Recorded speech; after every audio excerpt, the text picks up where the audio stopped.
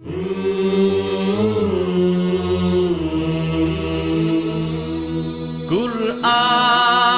میں جو بول ہیں انمول ہیں واللہ۔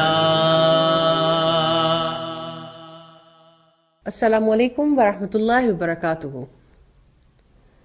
قرآن مجید فرقان حمید، اللہ رب العزت کا آخری کلام، وہ ہستی رحمت للعالمین کہلائی جس پر یہ قرآن نازل کیا گیا۔ وہ فرشتہ جس کے ذریعے سے یہ قرآن لایا گیا جبریل امین کہلائے۔ وہ سرزمین پاک بلد امین ٹھہرائی۔ وہ مہینہ جس میں قرآن مجید کا نزول ہوا تمام مہینوں میں افضل قرار پایا، اور وہ رات 1000 مہینوں سے افضل قرار پائی جس رات میں قرآن مجید کا نزول ہوا۔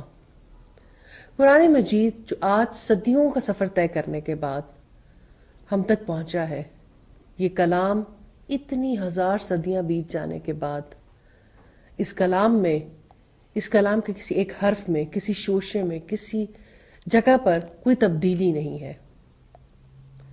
یہ کلام جو لاکھوں سینوں میں محفوظ ہے، اس کلام کو اللہ رب العزت نے انسانوں کے دلوں میں اتارنے کے لیے جہاں بہت سے طریقہ کار کو استعمال کیا، اس میں ایک طریقہ کار سوال و جواب کا بھی ہے۔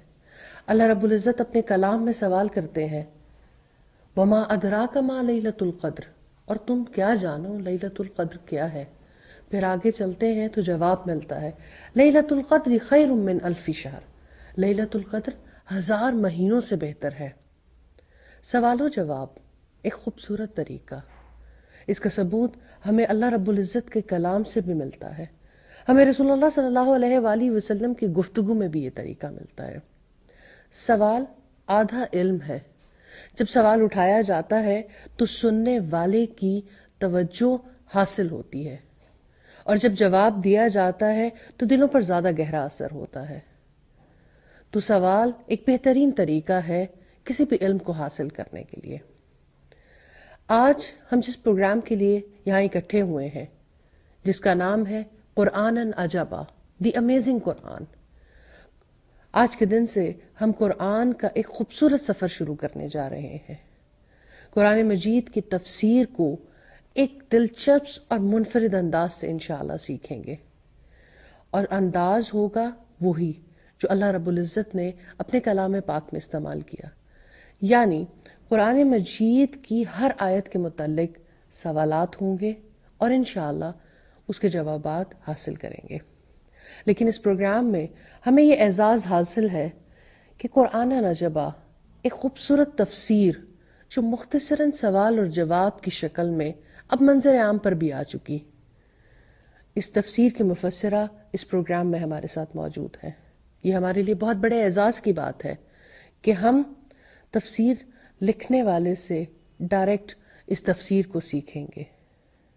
یہ تفسیر اب ہمارے ہاتھوں میں بھی موجود ہے اور ہم ان سے انشاءاللہ بھرپور فائدہ اٹھا سکیں گے۔ استاذہ نگہت ہاشمی کسی بھی تعارف کی محتاج نہیں ہے۔ الحمدللہ قرآن، حدیث، سیرت کے حوالے سے بے شمار کام کر چکی ہیں، بہت سا کام منظر عام پر آ چکا ہے۔ قرآن کو سکھانے کے لیے نہ صرف پاکستان میں، بیرون ملک بہت سے ادارے چلا رہی ہیں، اور ایک تڑپ ہے کہ اللہ کے بندوں کو اللہ کے ساتھ جوڑ دیا جائے۔ ایک تڑپ ہے کہ قرآن ہر دل کی کتاب بن جائے، ہر گھر کی کتاب بن جائے، لوگ اپنی زندگیوں کے فیصلے اس قرآن سے لیں۔ یہی تڑپ تھی جس نے قرآن عجبا سامنے لانے پر مجبور کیا۔ استاذہ، الحمدللہ یہ سب سے پہلے میں اللہ رب العزت کا شکر ادا کرتی ہوں کہ اس نے ہمیں یہ موقع دیا کہ ہم اس تفسیر کو، جسے اللہ رب العزت نے آپ کو توفیق دی کہ آپ سامنے لا سکیں، ہمیں آپ سے سیکھنے کا موقع مل رہا ہے۔ لیکن یہاں پر ایک سوال جس کا جواب آپ سے زیادہ بہتر میرا خیال میں کوئی اور نہیں دے سکتا کہ قرآن عجبا کو سامنے لانے کے لیے وہ کون سی تڑپ تھی، وہ کون سی بات تھی جس نے آپ کو قلم اٹھانے پہ مجبور کیا، اتنی تفاسیر کی موجودگی میں پھر بھی لوگوں کے لیے مزید آسانی پیدا کرنے کے لیے قرآن جبہ کی جو کوشش کی گئی، یہ کوشش کیا ہے؟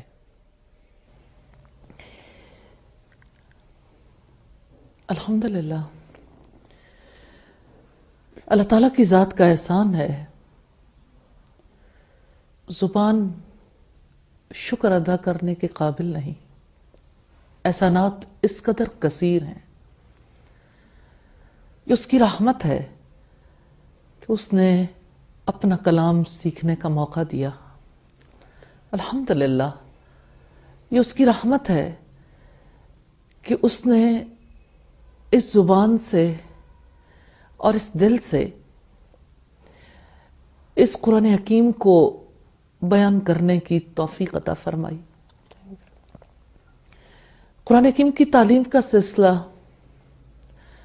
الحمدللہ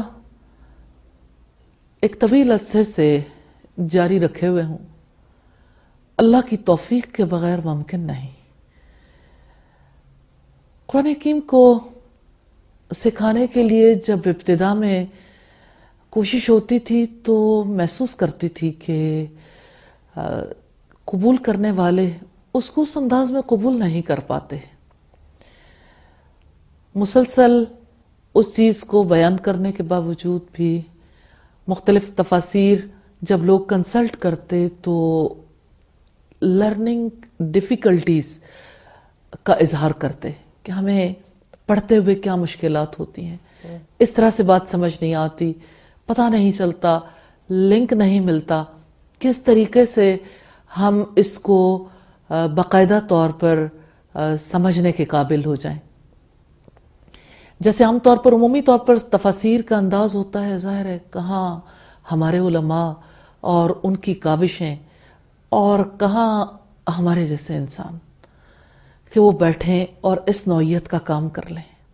اصل جو تڑپ تھی وہ یہی کہ قرآن حکیم سے لوگوں کا براہ راست ایک تعلق جڑ جائے، اللہ تعالیٰ سے ایک تعلق قائم کرنے میں، اس کے راستے کی جو رکاوٹیں ہیں ان کو دور کرنے میں کامیاب ہو سکیں۔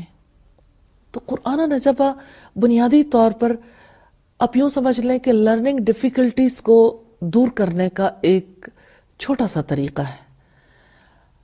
تو اس میں جیسے میں خود قرآن حکیم پڑھتی تھی، مختلف تفاسیر کو جب سٹڈی کرتی تھی تو ابتدا سے ہی ہمارے والد صاحب نے ہمیں یہ تلقین کی تھی کہ آپ جب پڑھو تو ہمیشہ جو ایک پیراگراف میں بات ہو اس میں جو خاص نقطہ ہے اس کو سائیڈ پہ ضرور نوٹ کر لو۔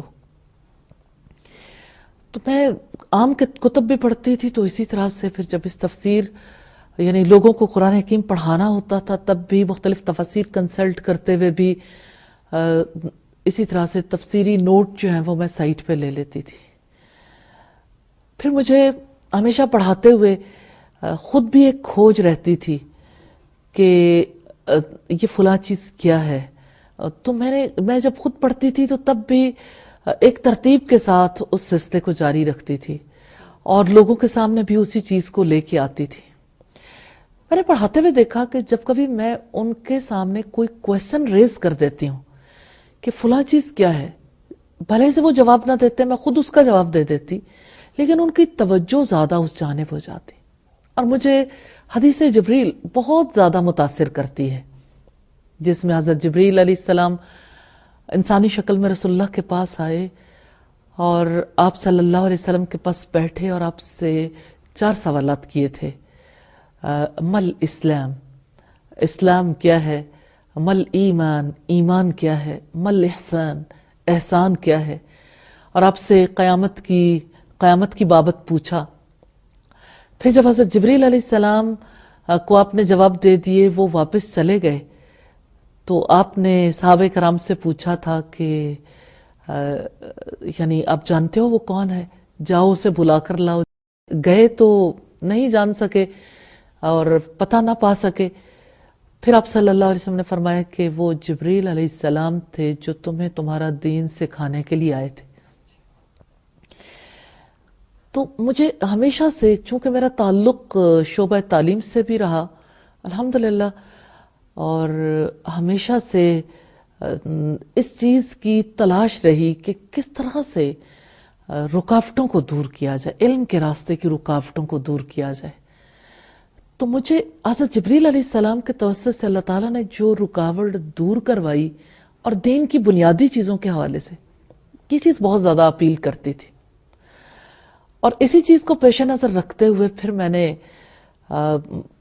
آغاز میں تو صرف اتنی ہی بات تھی کہ جتنے سامنے پڑھنے والے افراد ہیں ان لوگوں کے لیے آسانی کر دوں. تو میں نے کوسچن آنسرز کی فارم میں اسے رائٹ ڈاؤن کرنا شروع کیا. پھر جب میں پڑھاتی تھی تو لوگوں کے لیے آسانی ہو جاتی تھی، ریویژن کرواتے ہوئے بھی آسانی ہو جاتی تھی. لوگ زیادہ اچھے طریقے سے قرآن حکیم سیکھنے لگ گئے. اور باتیں جو ہیں، چونکہ یہ اللہ تعالیٰ کا کلام ہے، اسے ہم اپنی رائے سے بدل نہیں سکتے، تو قرآن حکیم کو سیکھتے ہوئے باتیں ذہن کے اندر فکس ہونا شروع ہو گئیں. الحمدللہ وہ باتیں پھر ڈولتی نہیں تھیں. لوگوں کا علم زیادہ مضبوط ہونا شروع ہو گیا الحمدللہ. تو اس کے بعد پھر یعنی اس کو بار بار ریوائز بھی کیا، اور الحمدللہ اب تو اللہ تعالیٰ کے فضل و کرم سے لوگوں کے ہاتھوں میں بھی ہے اور زیادہ اچھے طریقے سے استفادہ بھی کر رہے ہیں. غلطیوں کی گنجائش تو ہمیشہ رہتی ہے. ہر کوئی جب کوشش کرتا ہے تو جتنی اس کی سمجھ ہوتی ہے اور جتنے اس کے پاس وسائل ہوتے ہیں اسی کے مطابق وہ کوشش کرتا ہے. تو میں نے اس دوران کوشش تو جاری رکھی الحمدللہ، اور یہ 5-10 سال کی بات نہیں ہے. آلموسٹ یہ کوئی یعنی جب میں نے ماسٹرز کیا تھا تو میرا ماسٹرز کی ریسرچ جو تھی وہ بھی بنیادی طور پر قرآن حکیمی کے ریفرنس سے تھی. اور میں ان کے احسان کو کبھی فراموش نہیں کر سکتی اپنے اساتذہ کے، کہ کس طرح سے انہوں نے قرآن حکیم کے ساتھ دلچسپی پیدا کرنے کے لیے اور بنیادی باتوں کو ذہن میں راسخ کرنے کے لیے انتہائی شفقت کے ساتھ سمجھایا بھی، تحقیق بھی کروائی. وہیں سے دراصل اس کا آغاز ہوا تھا، اور اس کے بعد یہ سلسلہ الحمدللہ مستقل جاری رہا، اور ہمیشہ اس کے اندر ایڈیشن کا سلسلہ رہتا ہی ہے. اب تک الحمدللہ کوشش کی ہے عربی اردو تفاسیر سے کنسلٹ کرنے کی بھی، اور اصل مقصد یہی تھا کہ کوئی چیز ایسی نہ شامل ہو جائے اس میں جس کے بارے میں اللہ تعالیٰ کے ہاں جواب دہی کرنی پڑے. اور کوشش اس میں یہی ہے کہ قرآن اور سنت، نبی صلی اللہ علیہ وسلم نے جس طرح سے قرآن حکیم کی ان آیات کی وضاحت فرمائی، جیسے صحابہ کرام نے سیکھا، کوشش یہی ہے کہ اسی طرح سے سیکھنے اور سکھانے کے قابل ہو جائیں. الحمدللہ اللہ تعالیٰ کی توفیق سے اور بہت سے لوگوں کے تعاون سے یہ سلسلہ ممکن ہوا کہ اب ہم براہ راست سکھانے والوں میں شامل ہو جائیں. اللہ تعالیٰ اسے قبول فرمائے، ہماری غلطیوں سے درگزر فرمائے، اور اللہ تعالیٰ اسے برکت والا بنائے. جزاک اللہ استاذہ. یہاں پر ایک مختصر سا وقفہ لیں گے، ایک چھوٹی سی بریک کے بعد دوبارہ حاضر ہوتے ہیں.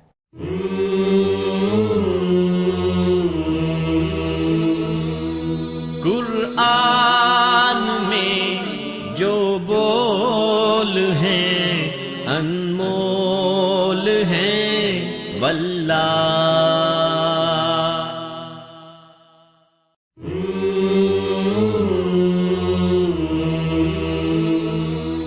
قرآن میں جو بول ہیں انمول ہیں واللہ.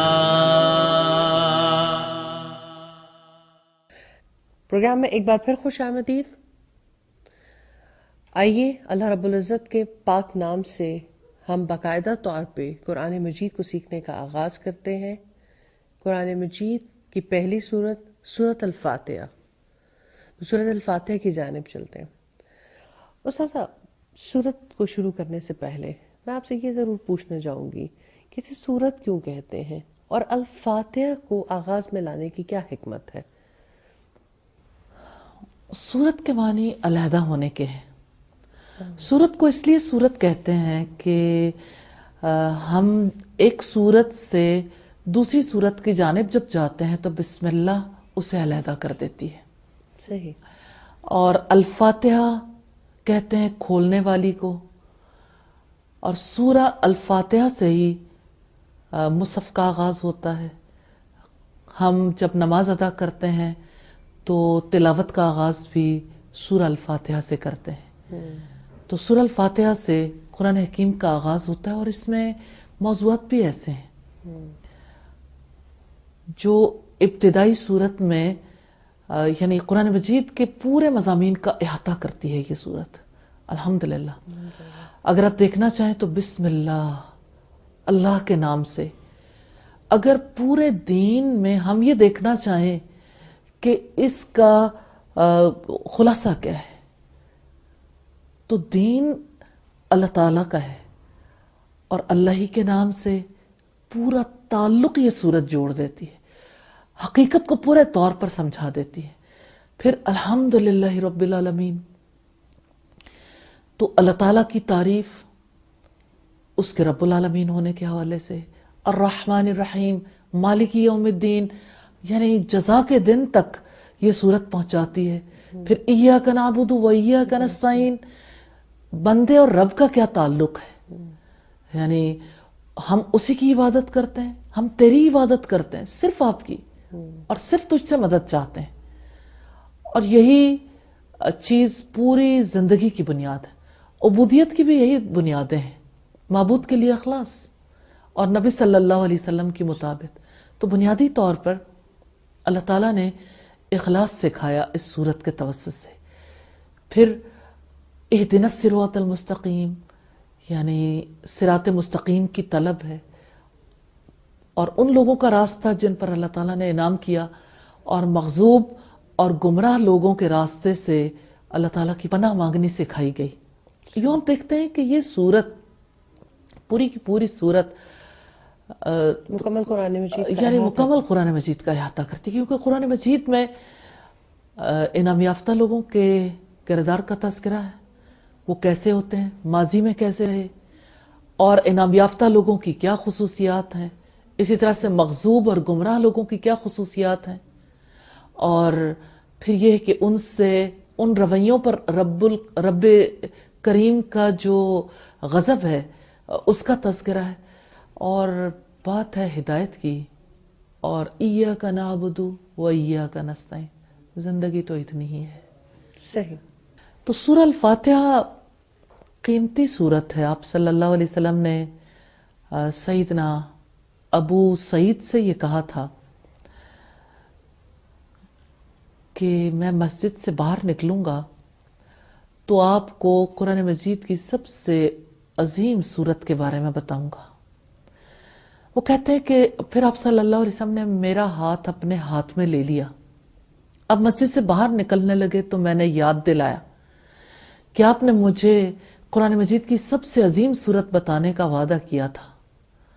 تو آپ صلی اللہ علیہ وسلم نے انہیں بتایا کہ الحمدللہ رب العالمین، یعنی یہ جو سورۃ الحمد ہے، سورہ الفاتحہ ہے، یہی 7 مثانی اور قرآن عظیم ہے جو مجھے عطا کیا گیا.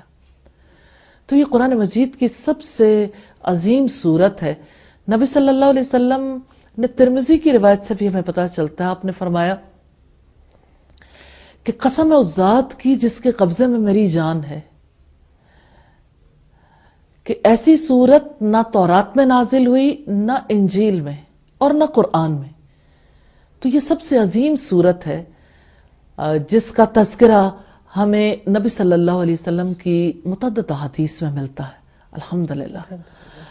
تو اس اعتبار سے قرآن مجید کے آغاز میں جب ہم اسے دیکھتے ہیں، یہ ترتیب آپ جانتی ہیں کہ اللہ رب العزت ہی کی جانب سے.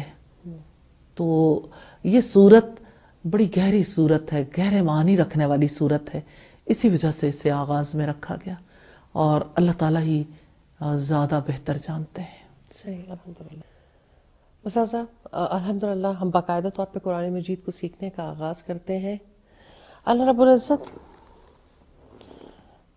جیسے کہ آپ نے ابھی بتایا بھی ہے کہ سورۃ الفاتحہ کو پہلے لے کر آئے، تو ہم سورۃ الفاتحہ ہی سے آغاز کریں گے. اعوذ باللہ من الشیطان الرجیم، بسم اللہ الرحمن الرحیم. الحمدللہ رب العالمین، الرحمن الرحیم، مالک یوم الدین، ایاک نعبد و ایاک نستعین، اہدنا الصراط المستقیم، صراط الذین انعمت علیہم غیر المغضوب علیہم ولا الضالین. استاد صاحب پہلی آیت، لیکن اس صورت کو لانے سے پہلے، جیسے کہ میں نے ابھی قرآن مجید کو آغاز کرنے سے پہلے اعوذ باللہ من الشیطان الرجیم کی تلاوت کی، جبکہ یہ قرآن کا حصہ نہیں ہے، تو پھر ہم قرآن شروع کرنے سے پہلے اعوذ باللہ کیوں پڑھتے ہیں؟ رب العزت کا فرمان ہے فَإِذَا قَرَأْتَ الْقُرْآنَ فَاسْتَعِذْ بِاللَّهِ، کہ جب آپ قرآن مجید کی تلاوت کرو تو اللہ کی پناہ مانگ لیا کرو، اس لیے کہ ہمارا دشمن ہمارے اور اس کلام کے بیچ میں حائل ہو جاتا ہے، اور اللہ کی پناہ لینے والا اس کے شر سے بچ جاتا ہے. صحیح جی. اگلی آیت جو کہ سورت کی پہلی آیت ہے، بسم اللہ الرحمن الرحیم، اللہ تعالیٰ کے نام سے جو وسیع رحمت والا نہایت رحم والا ہے. سورت کے آغاز اللہ رب العزت کے نام کے ساتھ، ہر سورت سے پہلے ہم بسم اللہ کی تلاوت کرتے ہیں، اس میں کیا حکمت ہے؟ اور اللہ رب العزت سب سے پہلے اپنے اسماء کو لے کر آئے ہیں.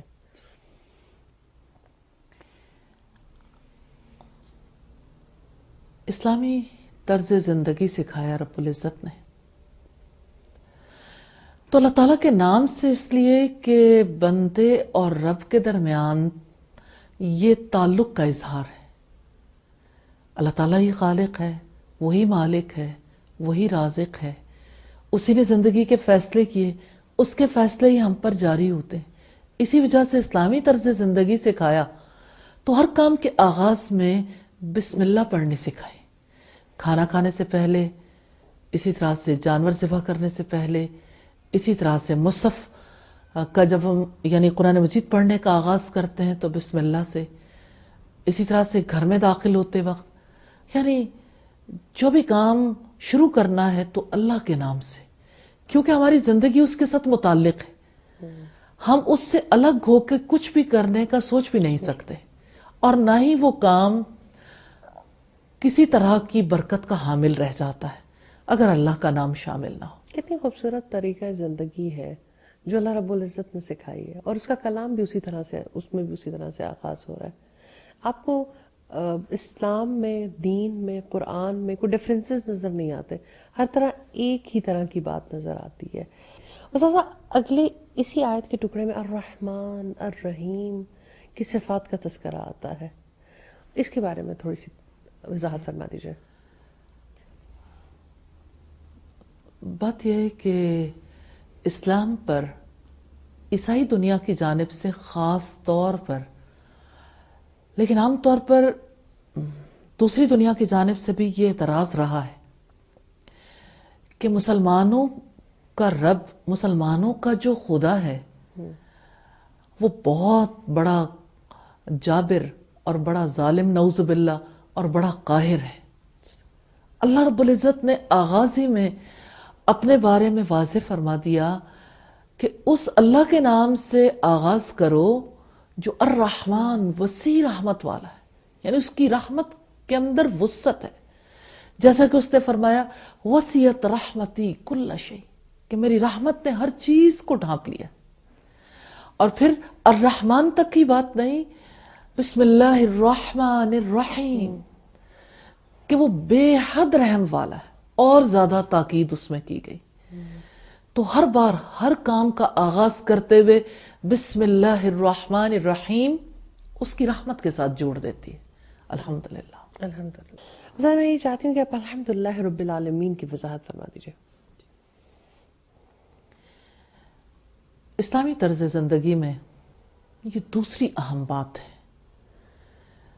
ہر کام کے اختتام پر ہمیں الحمدللہ کہنا سکھایا گیا کہ تمام تعریف اللہ رب العزت کے لیے، شکر اسی ذات کا جو سارے جہانوں کا پروردگار، سارے جہانوں کا مالک، مختار، سارے جہانوں کا رب ہے، پروردگار ہے. تو الحمدللہ دراصل ایک اور بڑی تعلیم ہے جس کی وجہ سے انسان صحیح بندگی کے مقام پر آ جاتا ہے کہ آغاز بھی اسی کے نام سے اور شکر بھی اسی کا. اور تمام تعریف اس کی اس وجہ سے ہے کہ تمام صفات کمال رکھتا ہے، یعنی اس کی ساری صفات کامل ہیں، اور اس کی ذات کا جہاں تک تعلق ہے اس میں کوئی نقص، کوئی عیب نہیں ہے۔ اور رسول اللہ کا قول بھی ہے کہ الحمد جو ہے وہ کہنا میزان کو بھر دیتا ہے۔ جی، الحمدللہ تملأ المیزان، کہ الحمدللہ کہنے سے میزان اسی لیے بھر جاتا ہے کہ اس سے تکمیل ہو جاتی ہے، یعنی اللہ تعالیٰ کے نام سے شروع کیا، اور یہ اس کی خاص رحمت ہے کہ اس کے احسان کو محسوس بھی کیا کہ اس نے پایا تکمیل تک پہنچانے کی توفیق بھی عطا فرمائی۔ الحمدللہ۔ تو الحمدللہ یہ ایسا طریقہ کار ہے جو نبی صلی اللہ علیہ وسلم نے اپنی زندگی میں اختیار کیا۔ مثال کے طور پر آپ کے سونے جاگنے کو دیکھیں، اگر آپ سونے کا آغاز کرتے تھے تو بسم اللہ سے، اللہم بسمک اموت و احیا، کہ اللہ میں تیرے نام سے ہی زندہ ہوتا ہوں اور تیرے نام سے ہی مرتا ہوں۔ اور بیدار ہونے کے بعد الحمدللہ الذی احیانا بعد ما اماتنا والیہ النشور، تو بیدار ہونے کے بعد سب سے پہلے اللہ کا شکر جس نے ہمیں ہماری موت کے بعد زندگی عطا کی، اور اسی کے پاس ہم نے جمع ہونا ہے۔ تو اس لحاظ سے سو کر اٹھنے کے بعد، کھانا کھانے کے بعد، کاموں کی تکمیل کے بعد الحمدللہ کہنا اللہ تعالیٰ سے متعلق کر دیتا ہے۔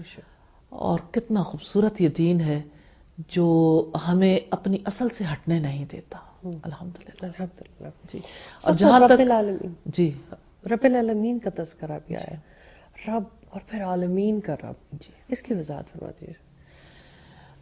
عالم جہان کو کہتے ہیں، اور عالمین سارے جہان، اور رب العالمین سے مراد یہ ہے کہ وہ سارے جہانوں کا رب ہے، سارے جہانوں کا پروردگار ہے۔ دیکھیے، رب کی صفت ایسی ہے جس میں بہت زیادہ وسعت ہے۔ ہم دعائیں بھی مانگتے ہیں، قرآن حکیم کی دعائیں ربنا سے ہی ہے، ہمارے رب۔ تو رب وہ ہے جو کسی چیز کو اس کے آغاز سے اختتام تک پہنچاتا ہے۔ جیسے ایک دانہ ہے نا، ایک بیج ہے، اس کو بویا جاتا ہے، اس سے کمپل نکلتی ہے، وہ پورے عروج تک پہنچتا ہے۔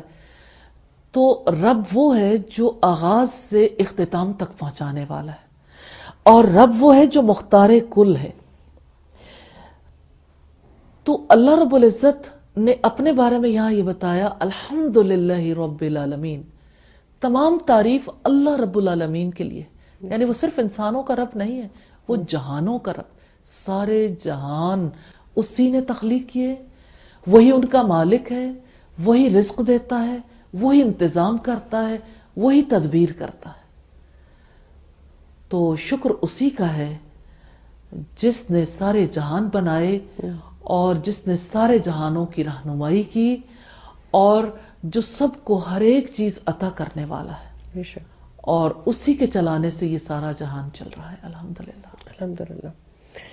زازا اگلی آیت دوبارہ اللہ رب العزت اپنی دو صفات کو لے کے آتے ہیں، الرحمن الرحیم۔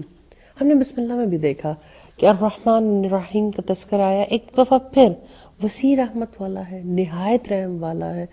دوبارہ اس آیت کو لانے کی کیا حکمت ہے یہاں پر؟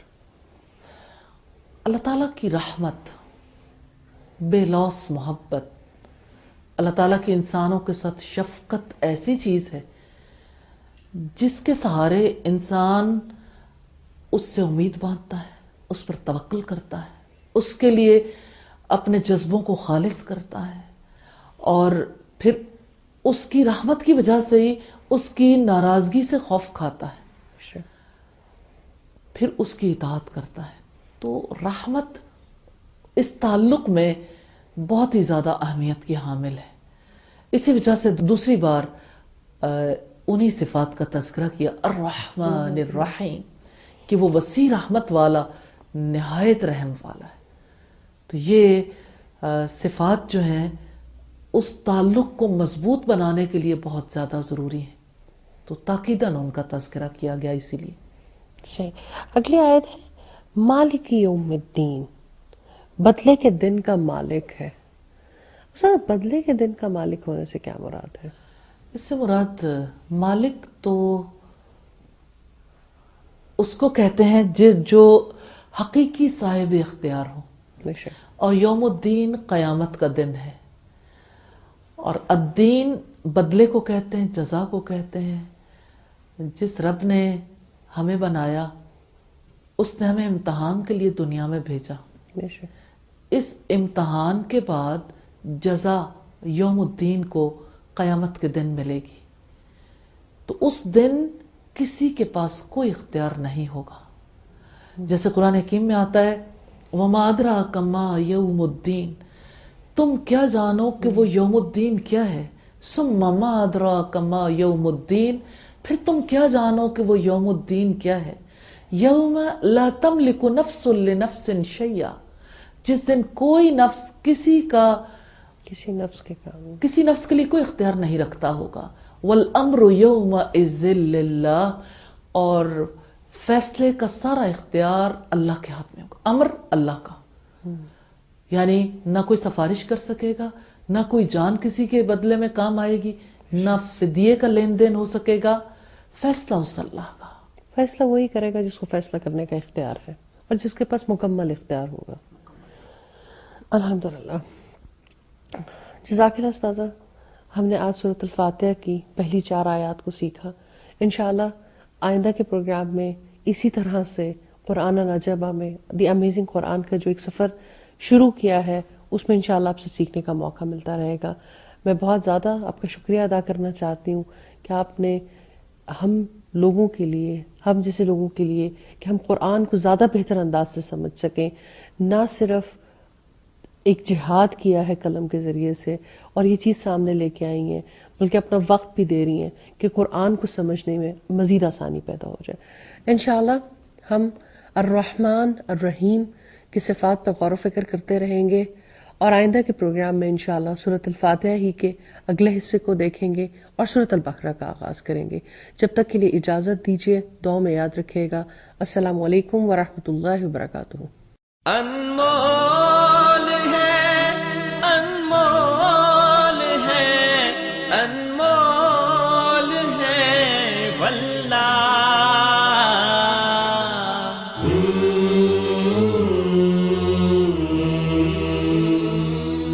قرآن میں جو بات ہے، جو بول ہیں واللہ. قرآن میں جو بات ہے، جو بول ہیں واللہ.